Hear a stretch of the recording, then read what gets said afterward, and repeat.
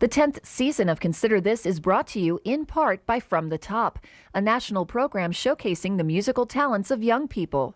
From the Top can be heard on KVNO Classical 90.7 each Saturday at 6 p.m.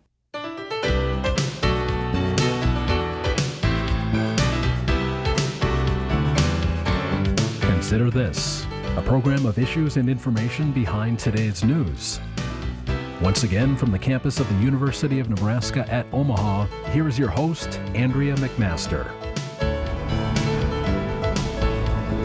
Hello, everyone, and thank you again for joining us for this edition of Consider This. I'm Andrea McMaster.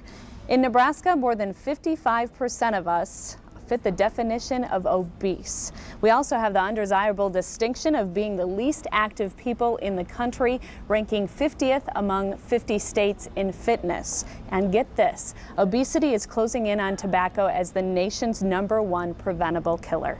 That's scary. Something needs to be done. And it's not just adults that are obese, but children. And that's the focus of today's Consider This, childhood obesity. And we have 3 guests joining us today. Our first guest I want to introduce is Mary Balliff, with the Chief of Community Health and Community Services for the Douglas County Health Department. Glad you could be here today. Thank you very much. And Dr. Roseanne Bosch, who works with the Omaha Children's Clinic here in Omaha. And Dr. Jennifer White, who is with the University of Nebraska, Omaha, and helps facilitate a program called the Club Possible. And we're going to hear more about that later on in the show.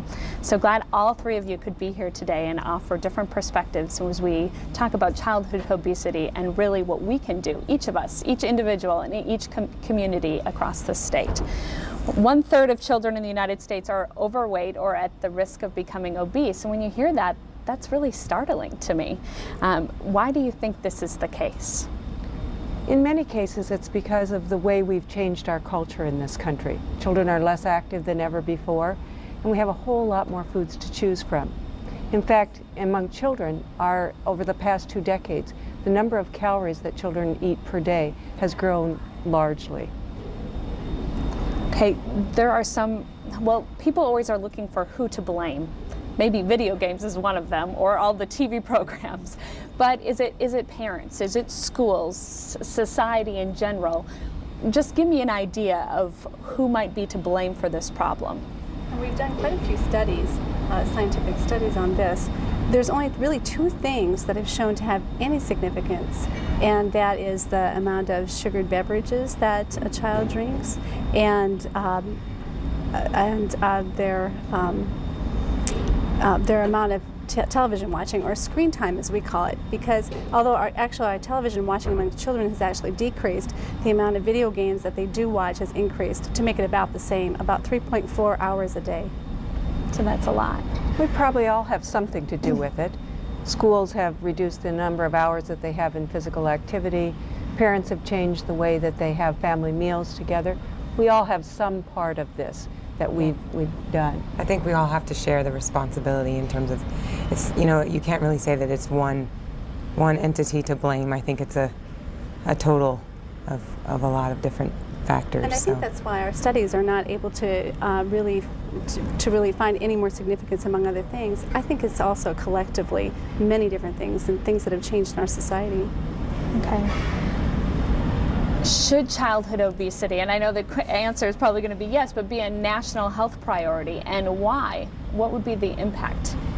It actually is becoming a national health priority. We're seeing more and more funding going towards finding out what works, because that's one of the issues around childhood obesity, is we have very few studies to tell us what really works and to tell us what will work over long periods of time. We know we have small studies over short periods of time, but not among large and very different groups, diverse groups of children. We need more research, so it is becoming a national priority.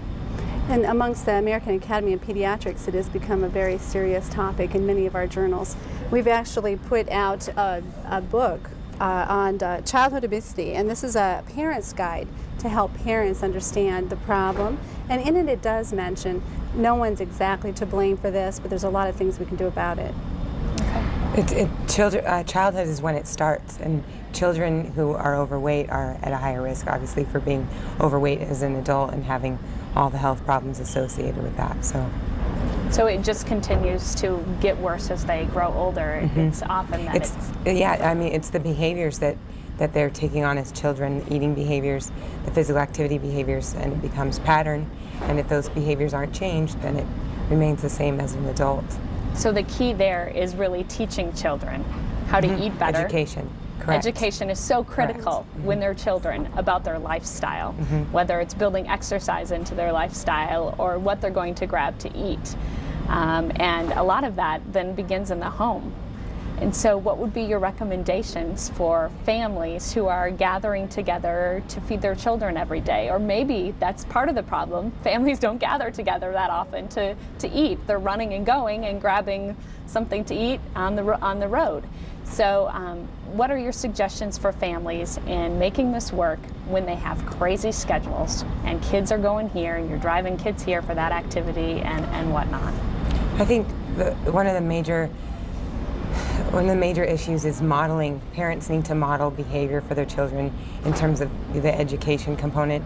So when they're together, if parents are, and I can speak specifically about the physical activity, the parents need to be partaking in the physical activity with the children. I think that's key, especially in the beginning when you're asking a child to cut back on sedentary activities such as computers and video games and trying to get them interested in becoming more active and finding activities that they enjoy, that if a parent does it with them, that they're more likely to do it. It's more fun to go outside with dad and play catch than it is to just go outside and find something to do. So I think parents' participation is key. You know, another example of that, if a mother is at home and she's doing exercise with a DVD, you know, in front of the television, asking her children to join in with her. It can be fun, you know, you can make it fun. So I think the modeling and participation with the children is really, really important. And we agree with that. What we actually recommend is that each family plan their exercise activities and maybe even keep a chart of what their activities are as a family. And we recommend at least 3 times a week, 20 to 30 minutes as a family. You asked about eating, and I think that's a really important key.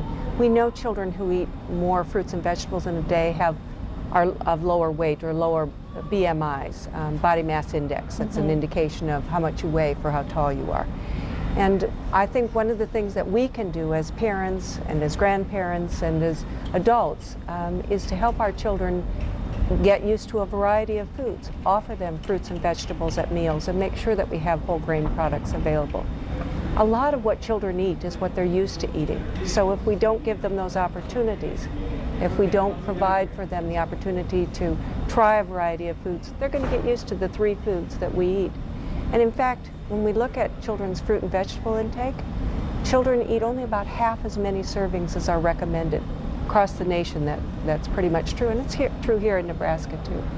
And about a half or a quarter of the vegetable intake that kids have are in the form of French fries. Perhaps not the best choice for kids. The other part of that is the enjoyment piece of it, because children have to be enjoying it. And if you approach a child and tell them that they need to be active because they need to lose weight, that's not going to help them want to participate in physical activity specifically. So I think the key is finding something that the child enjoys and focusing on teaching them about the healthy eating and enjoying the physical activity and doing things that might make them feel better about themselves, give them some sort of physical competence, self-efficacy, the confidence in their ability to participate in physical activity. A lot of children, you know, might not want to participate in it because they associate it with a sport and don't want to play a sport. So it has to be something that, like I said, is fun and enjoyable. And I think even though eating those fun foods, right, cookies, candy, cake, that's probably what a kid thinks is enjoyable. But finding those fruits and vegetables in a way that's going to be enjoyable for that child, that's challenging. And what are some of your recommendations for that? One of the things that I find works really well for my children is I don't bring them with me to grocery shop for staples. That's boring. I take them to the best place I can buy fruits and vegetables, and we have fun with it. I allow each one of my children to pick out 2 or 3 vegetables and 2 or 3 fruits that they choose. And in that choice, in that choosing, I think that they take ownership of those. And they also look around and see other things that they might want to try. And we make our grocery shopping with the children a fun event. And we find the best the best produce that we can, and for us that seems to work, to get them involved in the choices and in the preparation. And instead of cookies and things for dessert and desserts, we cut up the fruit and put it in really pretty bowls and serve that. So fruit can be dessert too. Yes. Okay.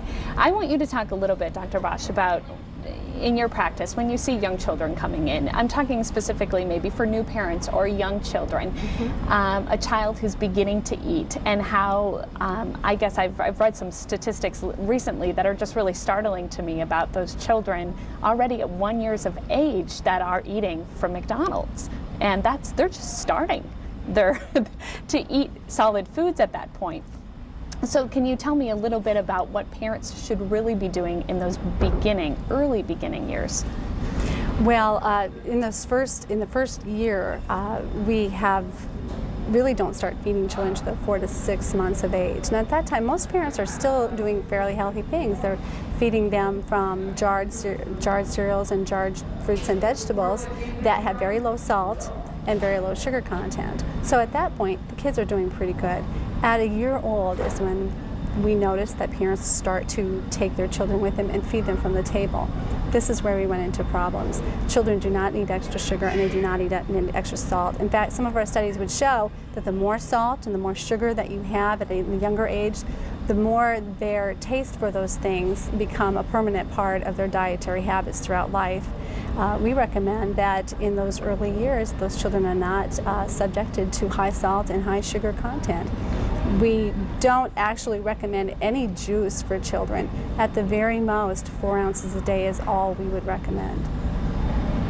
So that's all good, but being really realistic, I can see cutting out the sugars. And I know that there's those good substitutes, and maybe we could allude to those a little bit later, but cutting the salt out of the diet, if you are going to be making a meal for you and your family and serving that to your child as well, a lot of recipes call for salt. I know even baking powder is high in sodium. Yes, it is. We recommend salting it after you serve the child. Actually, one of the things that works well is to remember that it's not a salt-free diet, but it's continuing to monitor the salt. No added salt. It's a really good suggestion. What is naturally in the food is often a very good flavor. There's also the possibility of using other flavors, using other seasonings to create flavor within foods. Remember, our eating habits are developed early and our tastes are developed early. So beginning to give children a variety of flavors early, and if you think about it, many fruits and vegetables have a lot of their own robust flavor in and of themselves. So lots of times we add salt simply because our ability to taste diminishes with age.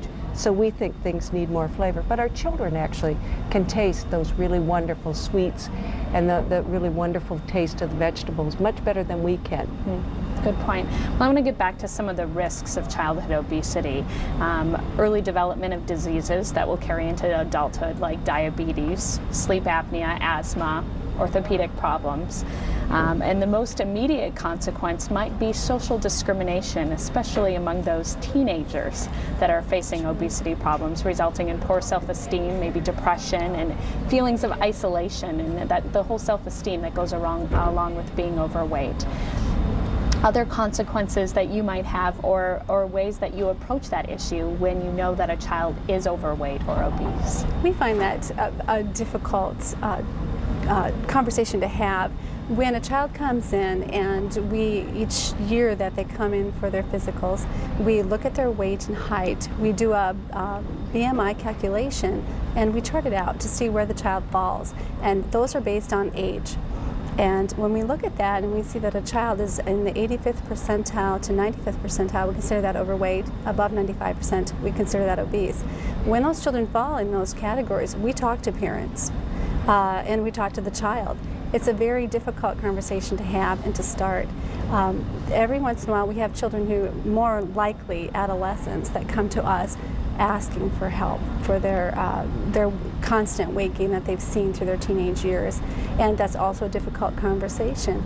Our first line is decreasing calories and increasing activity.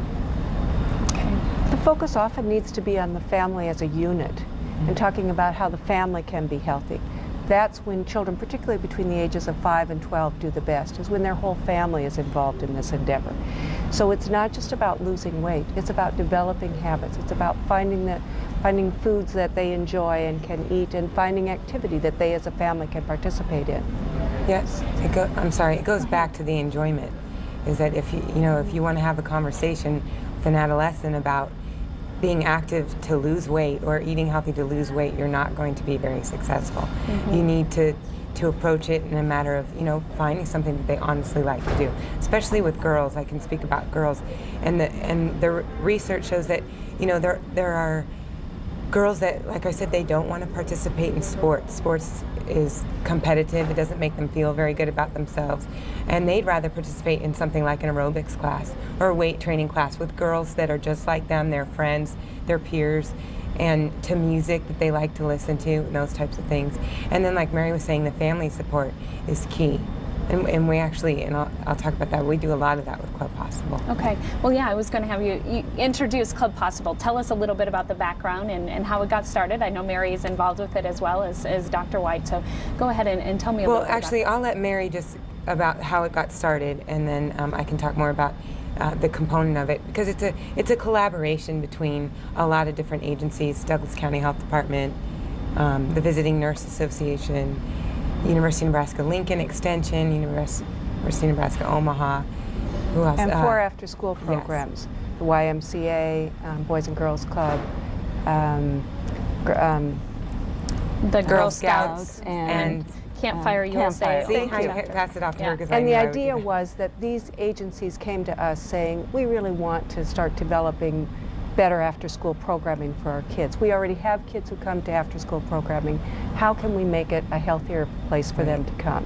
What would it take? And so we all came together thinking about what each of us would bring to the table to be able to make this a program that could be used in this community from across many different agencies.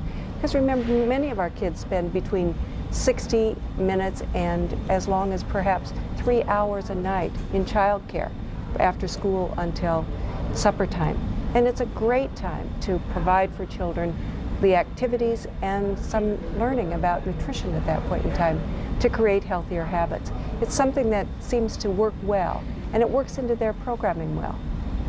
And so the children are participating in about 60 to 90 minutes of physical activity per week, and they're also doing nutrition education as well. I think the most unique component of Club Possible, and the one that will contribute most to research, is the family component.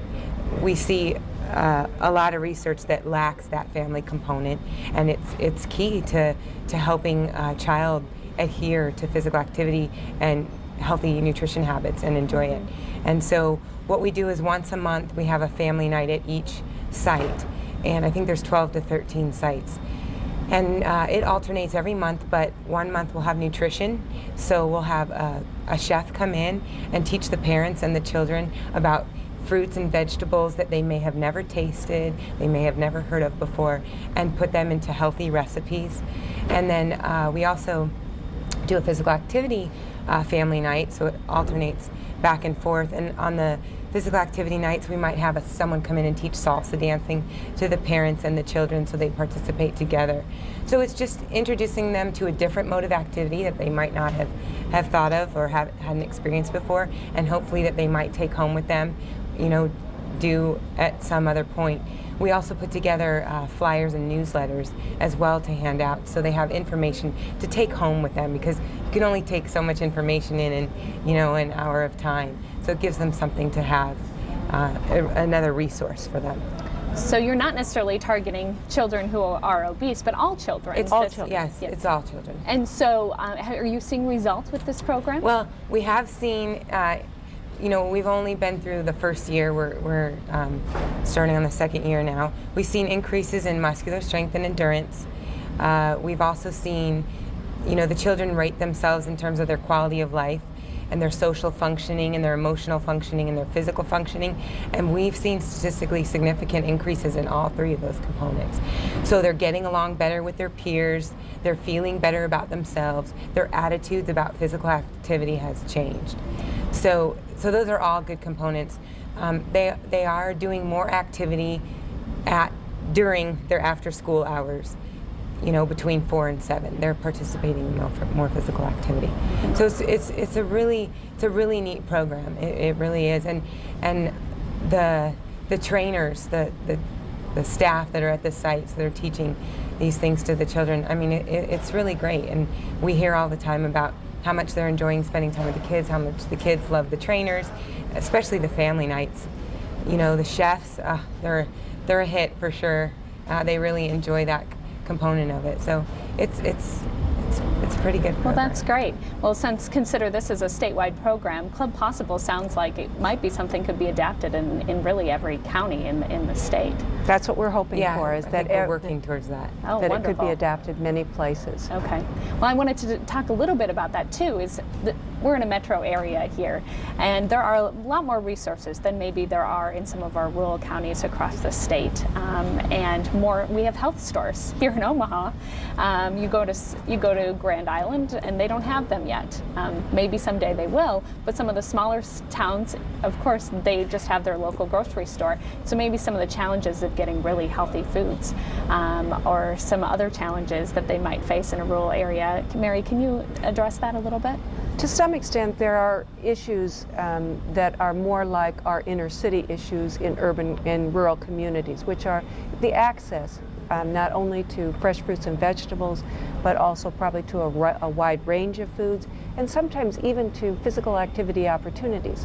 When you think about the child who rides the bus home from school each day, goes to their home, may not be able to come back and go to a gym or all those other kinds of wonderful activities, or even might not have a safe place to ride a bike or that kind of thing. So sometimes the rural communities look very similar to our urban communities, where opportunity is really the thing that makes the difference in whether or not a child can adapt as many healthy behaviors as might be possible for those children who live in more affluent urban communities where there is more opportunity for trails and bikes and fresh fruits and vegetables, a variety of foods, and maybe even cost is a big issue. It might cost a lot more to buy those, particularly produce, where there is not as much available.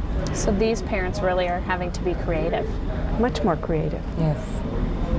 Dr. Botch, did you have anything to add to that? I saw you nodding your head quite a bit. So. I was researching this, and there are some programs in California where the farmers are providing direct produce to the schools in California. I thought that was a very interesting way of marketing fresh fruit and vegetables to the schools there. I don't know if that's adaptable here to Nebraska, but perhaps maybe in the future we can see more and more programs like that actually provide better fruits and vegetables to our children. Great. Excellent. Let's talk a little bit about obesity and a child who is obese. So we've talked about some of the steps that they can take. Is there ever a point that medical intervention is necessary? Oh, absolutely.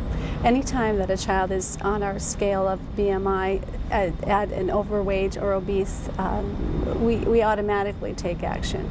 We immediately talk with the family about what's going on in the home, their thoughts on the subject, the child's feelings about it. And if a child is at an 85% or higher BMI, if they have any risk factors whatsoever, we automatically will do some lab tests, preliminary lab tests, looking to see if we have signs of the pre-diabetes that we see in children who are obese, to see if there's some other organic cause, though the organic causes of obesity are really only 1 to 5%. But we want to make sure that those aren't the reason. Then we talk with families about what changes that they're willing to make at that point. We talk, of course, about decreasing calories and different ways that we can do that fairly easily. We would first cut out any kind of sweetened beverages, going to unsweetened choices. And then we always talk about decreasing the sauces, butters, the French fries, making some really simple choices that in time will really add up for that child. Most of the time, for most children, we do not necessarily recommend weight loss, but weight stability until their height catches up with that. Now, if a child is truly in the obese category, we may sometimes prescribe weight loss. We recommend only 1 pound a week for a child, and any weight loss program for a child really needs to have a physician following that weight loss to be sure that it's working, and to be sure that it's not going too quickly, and to be sure that we're really getting the nutrients that they need. Just real quickly, what is the dangers of it going too quickly? The weight loss. Why is that critical that you don't want to see dramatic weight loss Well, children need certain nutrients, and we don't want them to decrease their nutritional value of their meals too quickly. I think if a child is losing weight too quickly, it's very probable that they're not getting all the nutrients that they need to grow. Okay. What about, there's prescription drugs available, I know, for adolescents for weight loss. Yes, there are. Of course, we've heard of weight loss surgery, which we typically think of adults having. Are those options for children? They're really not indicated necessarily for children. Several of them are only indicated in children who are 12 or maybe 16 and older. And even those, when you look at the studies, instead of losing 10 pounds or 3 pounds, they may lose 10 pounds. It's really not that significant of a difference that we're willing to give those kind of medicines to children. So generally still a very closely watched weight loss program with nutrition and activities being the center is really our choice.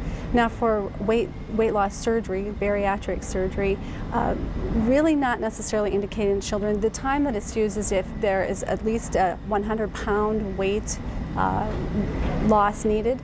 And if there's some complicating factors for children, if they have some very serious comorbidities with that obesity, then perhaps we'd consider it. But for most children, it's really not recommended. Okay. We just have a minute left, so I thought, well, we're facing the holidays. This is the time where we probably overeat the most. What can we do when we're, especially Thanksgiving meals or our Christmas meals, when we're beginning those meals? What should we do? The first thing is to plan. Think about your day as a whole and think about when you're going to eat, and then plan your other meals during the day accordingly. If you want to have a large Thanksgiving meal, think about a light breakfast and perhaps a light evening meal. Also think about what your family can do as a part of that day to be physically active. Yeah. Going for a walk. Definitely get some, especially on those higher calorie days. Those are the days to make sure you get that physical activity and to counter that. So get out increase. and walk after Yes. a Thanksgiving meal. If it's cold, Or bundle before. up and everybody Yes. go around the block, okay? Exactly. All right, well, I really appreciate all three of you being here today. Thanks so much. And Thanks thank for you having for us. joining us this week on Consider This.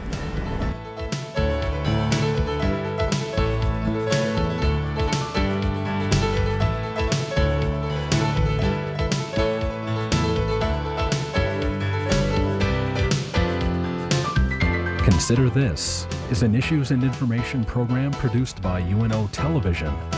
More information and program archives can be found at unotv.unomaha.edu.